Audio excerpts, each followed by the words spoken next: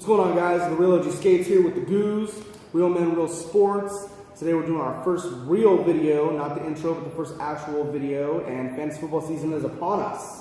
My favorite time of the year. Been playing fantasy football for about, what is it, 8 years? It's like 8 years. Yeah. We started off with a short 6-man league. Ridiculous. This guy 6 men. That's had how Tom Brady, Drew Brees. I mean, two quarterbacks. It was ridiculous. It just didn't make any sense. I had Tom Brady, Drew Brees, Megatron, and Gronk.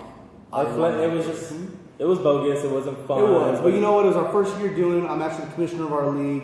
We've been holding strong for 7-8 years.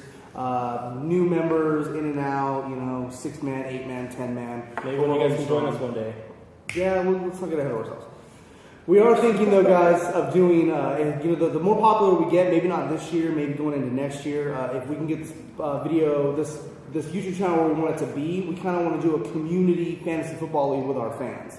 So if we actually get fans, then we would like to do a 12 to 14-man league with me and Guuz here, and then do contests to bring you guys in and play for some prizes and some really cool stuff. That's something we're going to build up to, but it's definitely something we're keeping in mind. Two-time champion. Robert is a 2-time champ, current champ actually in our fantasy league right now. So, fantasy football season is upon us. So what we're going to be doing is today we're going to be talking quarterbacks. Now, for a lot of people, this is a subject that they really don't like. Some people say, "Oh, wait on the quarterback." We do agree, but we do think it's important to discuss when and where you can get specific quarterbacks. We're also going to talk quarterbacks we think you should avoid, and some potential sleepers you can get in those late rounds. Yeah, absolutely. I mean, when you talk about the top quarterbacks in the league, you're going to hear the most common names like Aaron Rodgers. I won't go furthermore because we are going to go into this. Of course, you're not a Packer fan. Of course, he goes Aaron Rodgers and stops right there. Because we all know that guy is a bad dude, man. He is. He's a bad man. He makes a living by breaking defenses down and just rocking the stash. Definitely want to let you know our channel is going to have a lot of fun arguments. Me and Robert do not agree on everything, but it's all for sport and it's all good for you guys because you guys get multiple opinions. Definitely also, too, before we start, make sure you follow us on Instagram, Twitter, Facebook, all that stuff. I'd say MySpace, but who the heck's on that nowadays? Exactly. So we're going to go ahead and start with the Guuz here. We're going to run down our top 5s, do a little bit of discussion, then we'll run down our bottom 5s, quarterbacks you should avoid, and end off the show with some good sleepers. Now I have my top 5 QBs. I have them personally ranked, so I'm going to start off by going from 5 up to 1. Starting off with number 5. I'm going to get some heat here. He's a Titans fan. It's in this division. I'm probably sure you can guess who it is. It's probably Andrew Luck. I'm going to talk about Andrew Luck. And hear me out because everybody knows the specifics. He did not have a great season. Some injury concerns, losing Kobe Fleener. I mean, that's a huge loss for them. You can't trust the running game, but he's been a trustful quarterback for the past, 2-3 years. And I like my chances this year. I mean, if you look compared to him and having the likes of maybe second-year quarterbacks like Jameis Winston, Marcus Mariota, your boy. I like my upside with him. I mean, I'd rather have him over Tony Romo, and a lot of people like Tony Romo with Des Bryant. I just feel like Andrew Luck can run out of the pocket, make things happen in that offense. I just hope that their offensive line can keep him standing up ground. All right. Who's your number 5? Oh, we're going to go back and forth? All right, cool. So my number 5 quarterback going into the season is Phillip Rivers, the San Diego Chargers. I like Phillip Rivers. He was number 2 last year in yards for a quarterback. I mean, just right behind Drew Brees. I mean, the guy is a baller. I mean, he had almost no weapons last year. He had an inconsistent Stevie Johnson. I mean, he had Antonio Gates, a little bit banged up here and there. Darius Green didn't do anything. Keenan Allen got injured last year, and he still balled out. So I think this year with Keenan Allen coming back healthy, getting a big contract, having a lot to prove for that franchise, as well as getting Travis Benjamin, who is a great slot receiver. I mean, that guy was catching 80-yard bombs from Johnny Manziel and Josh McCown last year. So imagine what he can do with somebody who's actually a good quarterback like Phillip Rivers. So I definitely think Phillip Rivers comes in strong this year. He's been a consistent fantasy quarterback, usually in the top 5 every year since he's been a Charger, minus injury concerns. So I really think he's going to come in and have a really great season. Unless you hand the ball to Melvin Gordon and he fumbles. But that doesn't count against Phillip Rivers. Phillip Rivers. I mean, Phillip Rivers, but he does have some concerns with some. Yeah, that's true. He does have some concerns too with some interceptions. That sidearm thing, the way he throws the ball, is not my favorite thing to watch. But over the years, he's been kind of consistent. I mean, he's squeaking right out my top 10 QBs. Doesn't mean that I don't like him. But let's just see if their defense can carry them. I mean, Joey Bosa off the edge. I mean, you can. The beautiful thing too about the Chargers is they've always had a horrible defense, which has allowed them to fall behind in games, which makes Phillip Rivers need to throw that ball down the field. You know, when you fall behind twice a year. Yeah, I mean, you got to really go out there and toss that ball around. I don't like him playing in that division with those defenses, but I only take that's why he's my number 5 and definitely not in my top 3. Yeah, people are gonna eat him up. At number 4, I have Drew Brees. If you drafted Brandon Cooks last year, I hope to God you kept him, because I saw so many people like, oh my God, I should get rid of him. But really, I mean, with Brandon Cooks there, that tall 6'6" rookie, what's his name? Coleman? Yeah, Coleman. I mean, I used him in Madden, and that kid is the real deal. User created, but I mean, let's be real. He's still tall, 6'6", and you give him the ball, he's gonna make things happen. It allows you to put Brandon Cooks in a slot where he's a lot more effective. And don't tell me that you lost Jimmy Graham, and then you had one kid who had those two. I don't remember his name. I'm sorry about that. But Kobe Fleener, you pick up Watson. Benjamin Watson. What do you have? That Benjamin Watson's not a kid. Benjamin Watson is an old man. And he really balled out last year in a couple games because Drew Brees just knows how to find his tight ends. It was like, swoop, pick him up in the free agency. Yeah, I mean, he wasn't consistent, but I mean, he definitely. Imagine what a guy like Kobe Fleener is going to be able to do in that offense. It's just sickening to think about. And not to mention, Drew Brees is down. I mean, they said he's on the downward trend, but he's been what, the past 5 seasons in passing yards. Exactly. So downward spiral my butt. He had a 60-point fantasy game last year. So I'm really high on Drew Brees next year. Let me see what you're interested in. Number 4. My number 4 is Russell Wilson. So I do not like Russell Wilson at all. I can't remember the last time he was in your top 5. I don't think he's ever been in my top 5.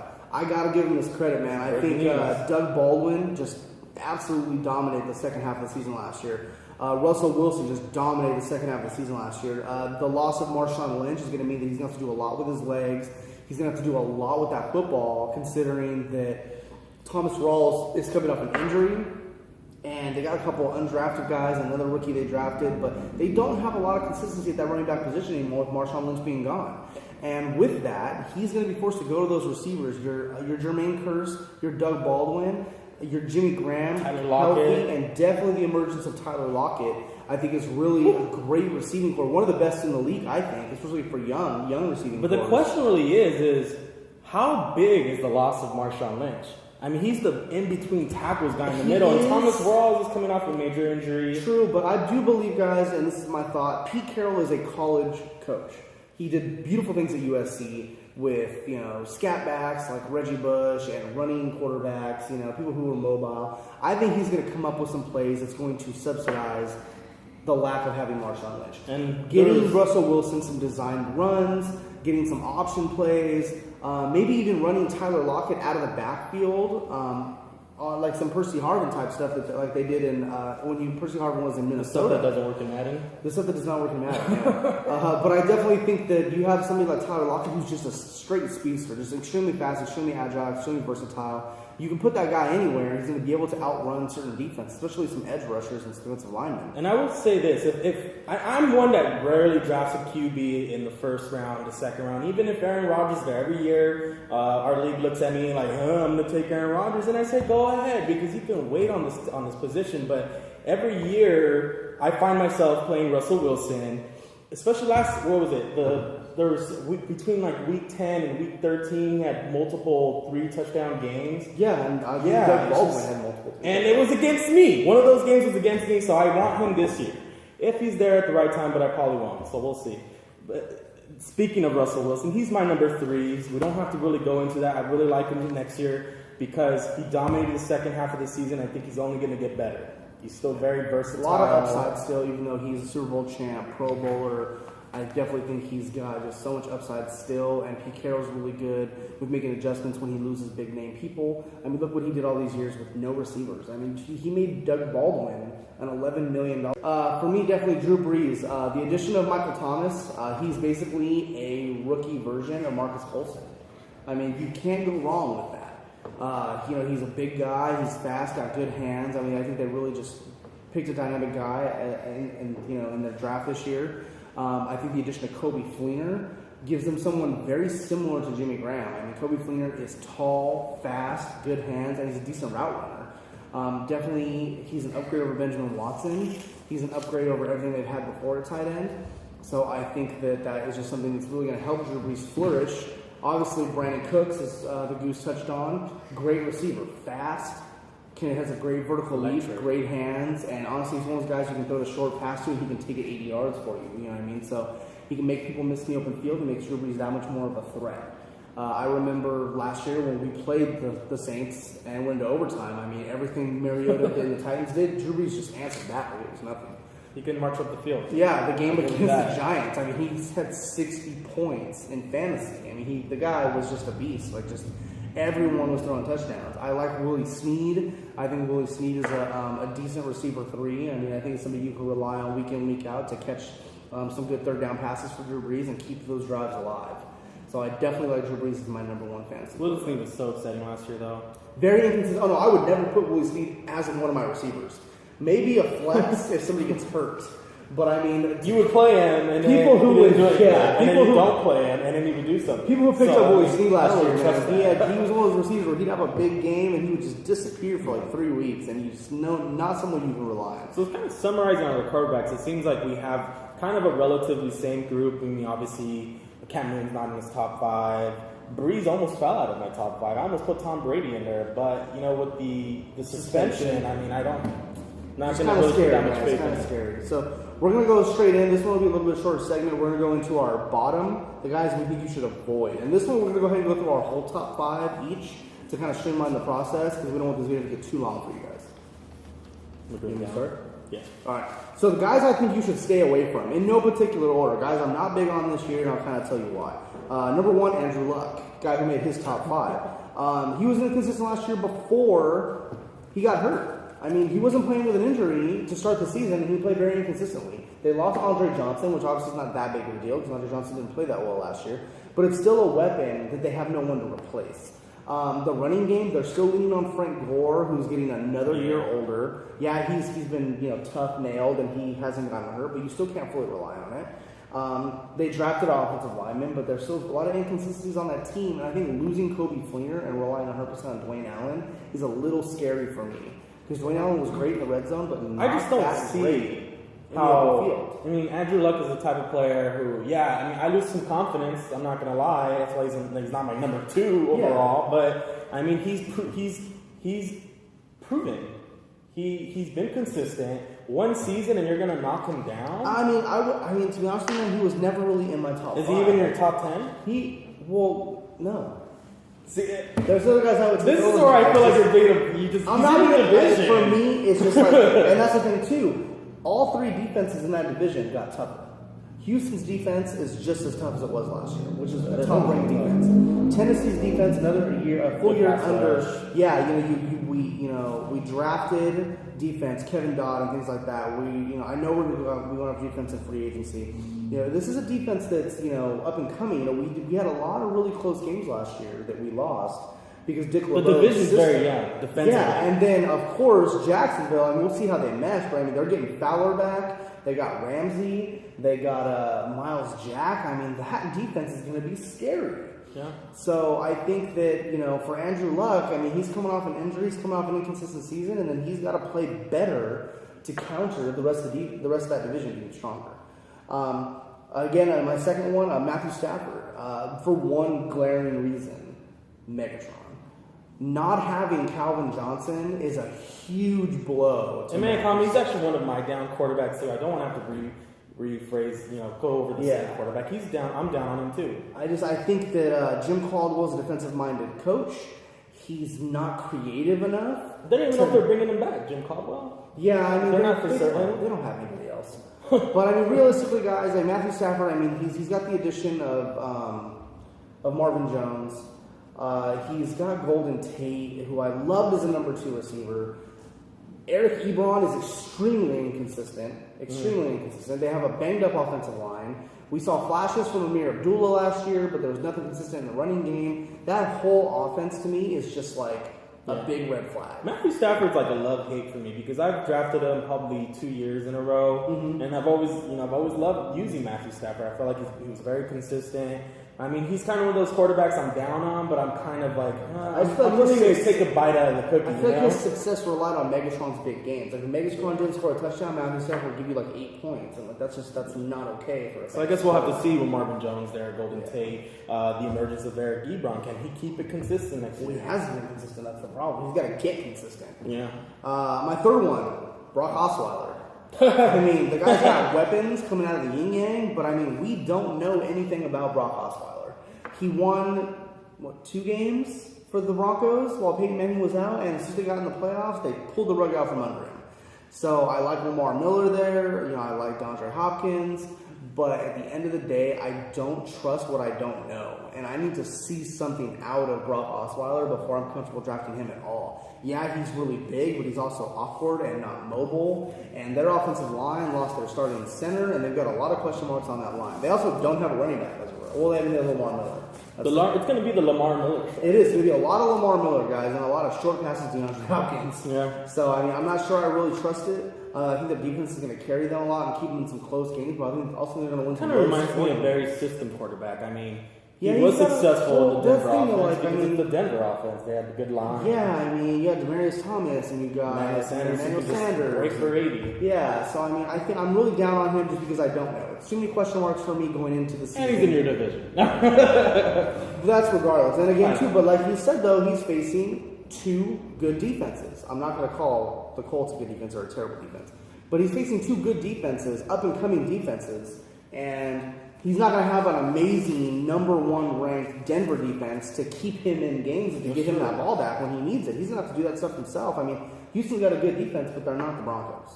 They're not as. And he's a guy who I feel is going to be overvalued almost. I think so too. I think a lot of people are going to reach for Brock Osweiler. I've seen mock drafts, and I'm like, you're taking him in the 8th? Yeah, I mean, I think you guys should stay away. I'm hoping I'm not proven wrong, but if I was you guys, I'd stay away. I always hope I'm proven wrong in some way. My next one is Andy Dalton.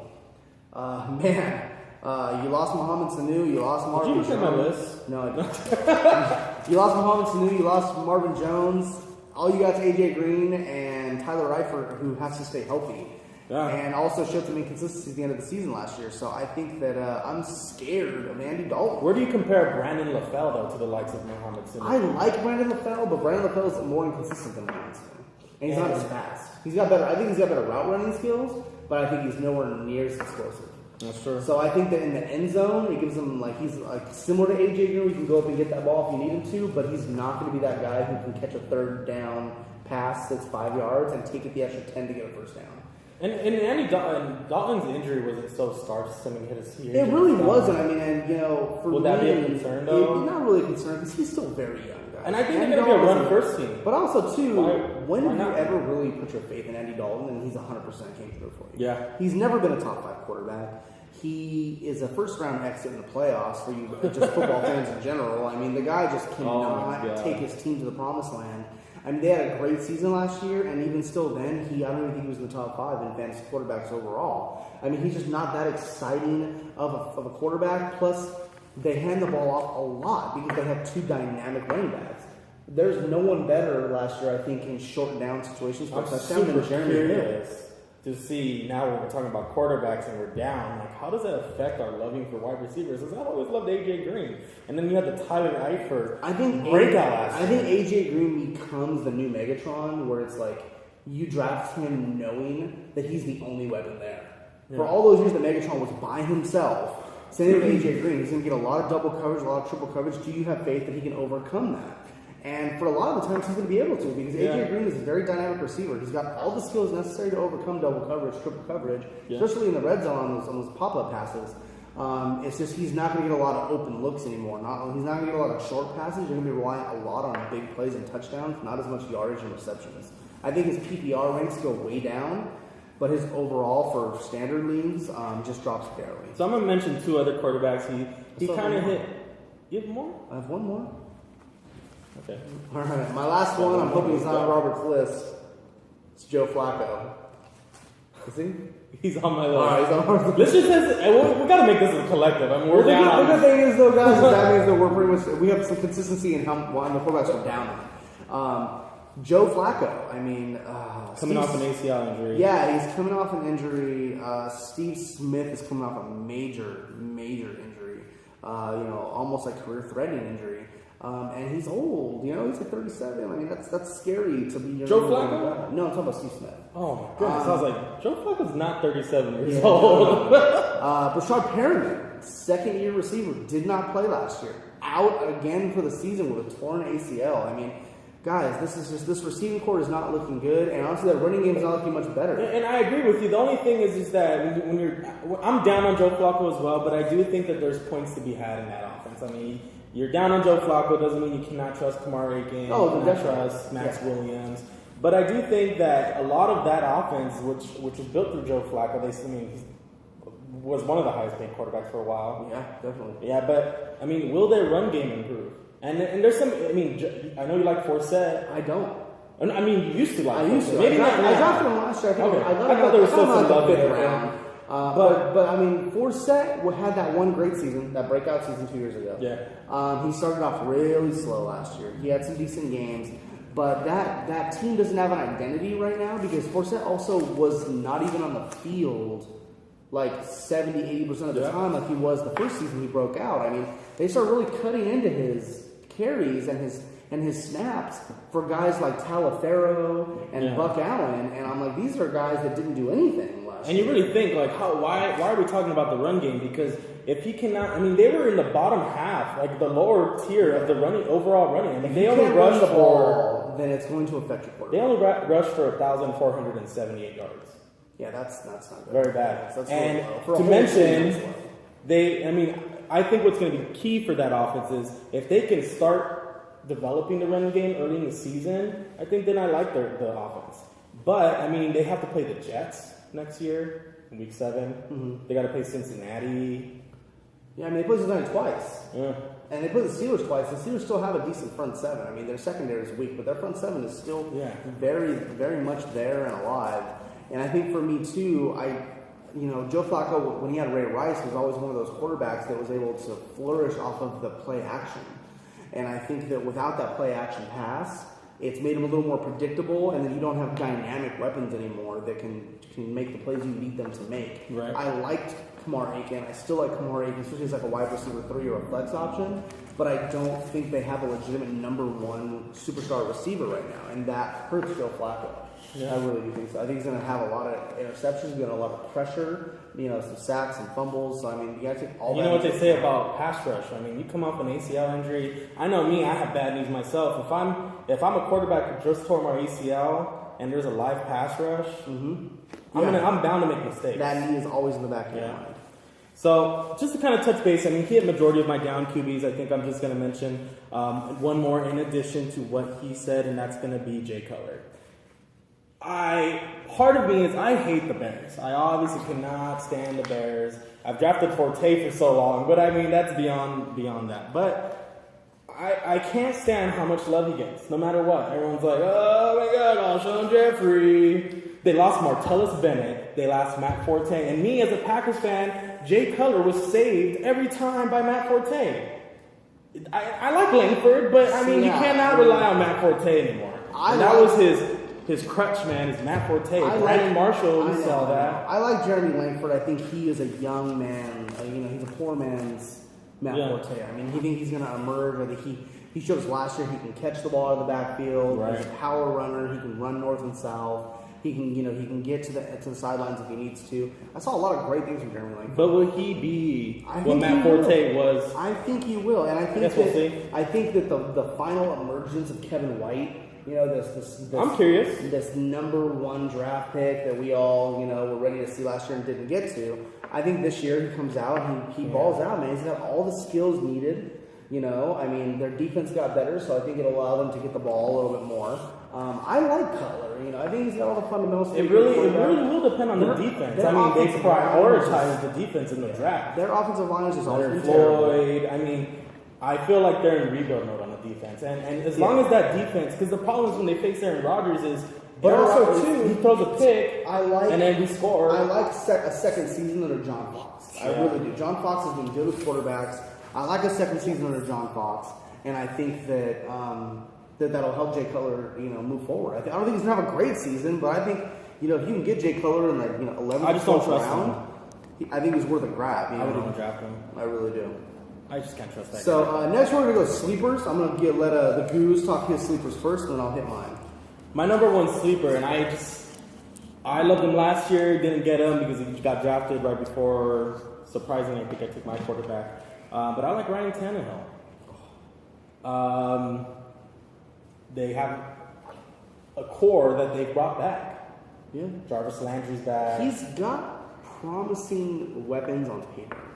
Devontae Parker. But Devontae Parker stood out in the last 5 games of the season. I know. And I like Kenny Stills, and I like Jarvis Landry, and I like Jordan Cameron. So they've got a lot of promising weapons, but man, I just don't know if I trust the offensive line.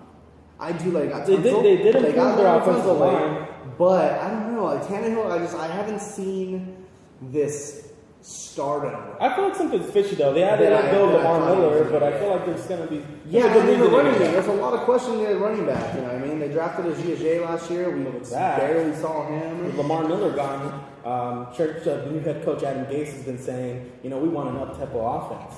True, but Lamar Miller was that guy though. Lamar Miller was agile. Yeah, and he could do everything. He'd catch out of the backfield. He could. Jay is fast. Yeah, so that's what they need in the pack. I can see volume in that offense. I can see where you're going with that. I really can, and it's a high-powered, high-scoring division. Yeah. So I can see where there's upside. I just don't know if I fully trust Ryan Tannehill. And just when I think of with sleepers, it's just that who can I get with not much risk?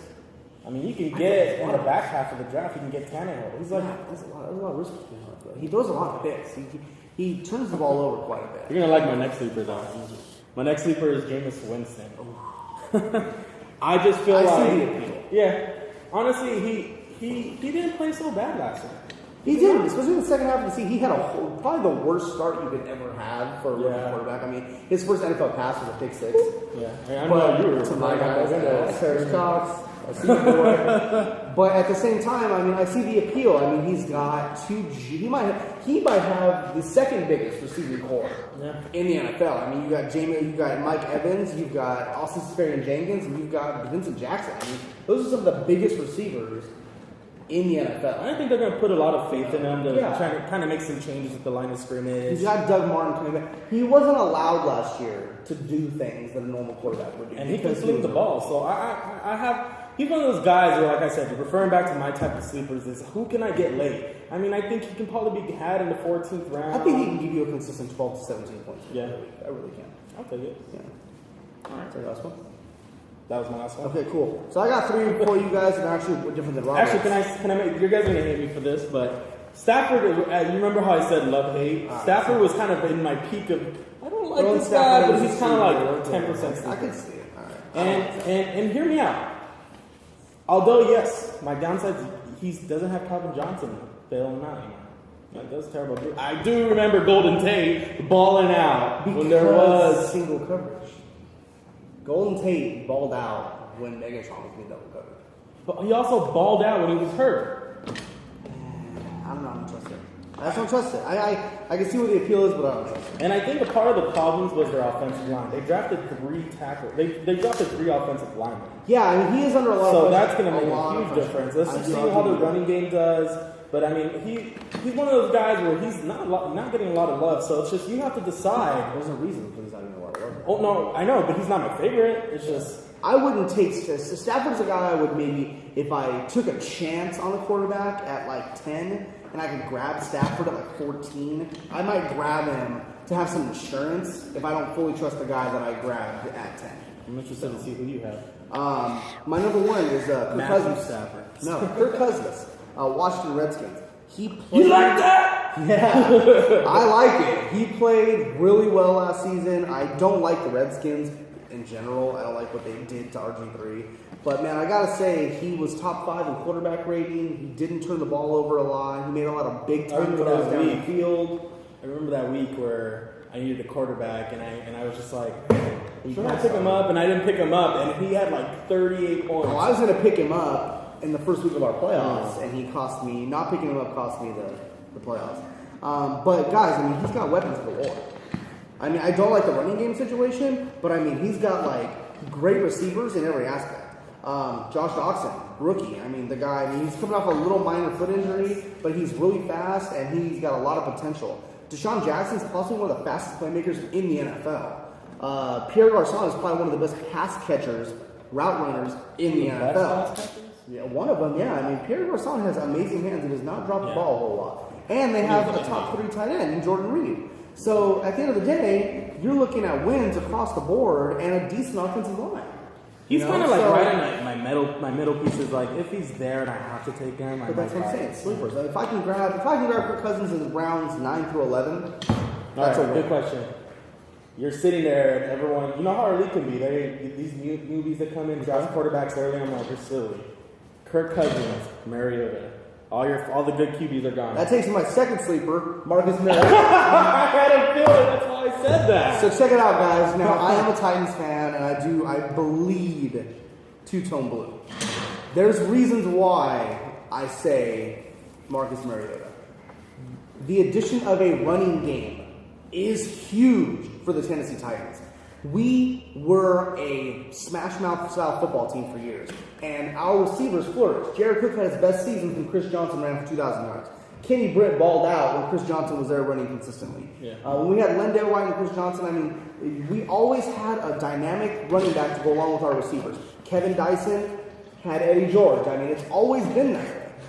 Having DeMarco Murray and even Derrick Henry backing that up will prove that Kendall Wright can be a threat in the slot. Rashard Matthews had a career season with Miami, and now he's the number 2 guy in Tennessee, and he's got the size, the hands, the route running ability to succeed. Dorial Green-Beckham, even though they're talking about him getting pushed aside for Tajay Sharp, I don't believe it. Dorial Green-Beckham is going to be the number 3 receiver. I'm telling you right now, mark my words, Dorial Green-Beckham will start for the Titans. And he's going to ball. He's high on my list. He had an amazing second half of the season last year. He even caught some great-looking touchdowns from Zach Mettenberger, and Alex Tanney. I mean, this guy is built to succeed. Now he's got a full offseason to get in shape, stay healthy, and learn a pro-style offense. And Marcus Mariota has come out after several OTAs praising Dorial Green-Beckham. I think those guys built a camaraderie this offseason, and I think they built a chemistry last season going into this season. I feel like the Titans offense is just going to be about you touched on chemistry and their offensive line. And can that line stay healthy? Yeah, and I think we did well by picking up Ben Jones as center. Yeah. And I think we did well by drafting Jack Conklin. I mean, I think we have probably one of the best offensive lines. There's a foundation there, and I like Mariota. Yeah. I have him higher than most analysts. And we have a top 3 tight end. Yeah, top 3, baby. Delaney Walker, okay? People sleep on Delaney Walker. I'm telling you, keep watching our videos. You're not going to be sleeping on Delaney Walker in the draft. You'll be the king of your draft class if you pick up Delaney Walker and tight end 1. All right, my last sleeper, Derek Carr.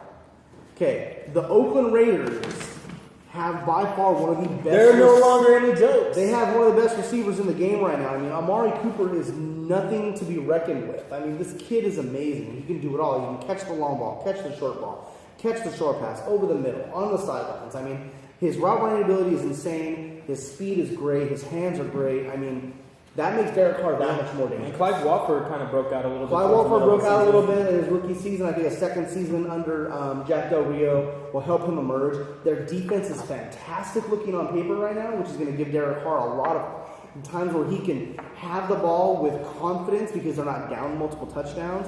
They lost Rod Streeter. Who cares? I like Michael Crabtree, and going into this year with the Raiders again, more comfortable. A better. He fits that offense. He does. He fits that offense very well. He had some drops last year where I felt like he could have pushed himself forward to that next level of receiver, and I think that he's going to build that chemistry with Derek Carr in the offseason and really emerge as a legit number 2. And I think he'll be a good wide receiver 3, a consistent wide receiver 3 or flex option this year. Yeah.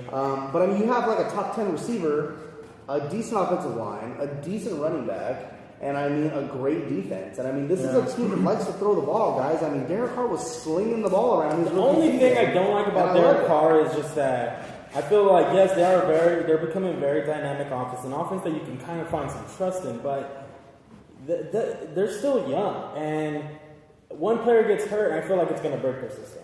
Latavius Murray goes out, I'm sorry. That's why he's a great run blocker, he's going to get it. But that's, again, why he's one of my sleepers. Yeah. I mean, you guys do not draft Derek Carr in the first 8 rounds of your fantasy football draft. I'm not saying that.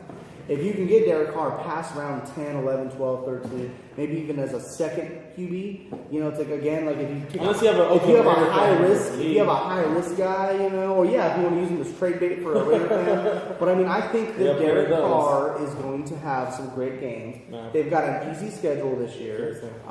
They do have some toughness in their division, but I think they can win that division this year. I really do. I mean, they're my pick to win the AFC West going into the season. That's a bold statement. Yeah, based off OTAs right now, my pick to win the AFC West is the Oakland Raiders because the Chiefs didn't do much. We're going to have to periscope this. We're going to have to periscope our division. I'm sorry, but the Chiefs didn't do much. The Chargers, they need to they needed to do more than they did. And I mean, the Broncos, Jesus, I mean, you cannot go into a season with Mark Sanchez thinking you're going to succeed. You just can't. And Paxton Lynch, not sold. Maybe not yet. So project. So those are our sleepers, guys. Again, we want to keep these videos not too long. We want to be able to go through them and have some fun with them, and then possibly run some other stuff if you want to. We want to be short, sweet, to the point with a little bit of analytics and thrown in there.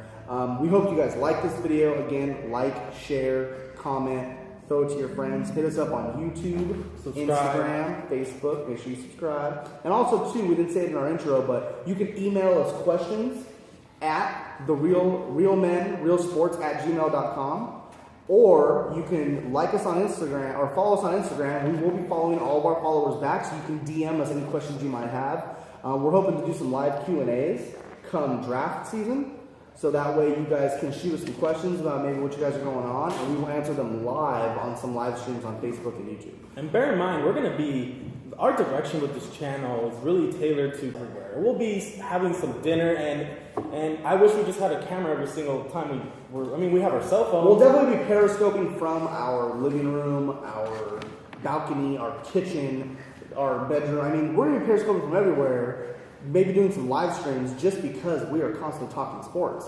I mean, my wife is also in our fantasy league, and she loves sports. So, I mean, we're definitely going to be on a lot, guys. We'll be posting our periscopes and stuff to YouTube, so don't feel bad. But I mean, definitely give us follows on Instagram and Twitter and Periscope and Facebook, so you can get all the news right when it hits from Real Men. And with that being said, please comment. I mean, whether you think it's negative, positive, I think it's all critical for us and what we want to do with here. We want nothing but feedback from everybody. Don't be super mean, but we do like constructive criticism.